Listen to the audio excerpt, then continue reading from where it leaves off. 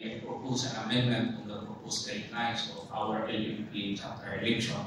Particularly, what paragraph is that?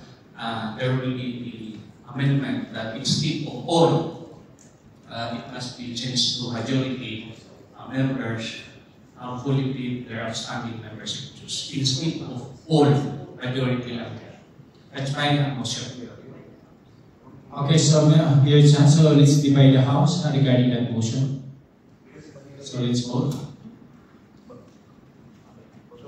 Who is in favor of the provision in the draft, and who is in favor of the argument of Mayor Chan, Mayor Samuel? Madam Chair, Mr. Chairman, I think we have been doing this practice long before. No, and I think we also have the majority of the EXCOM and the MPs for the past elections officers natin. I think we just follow what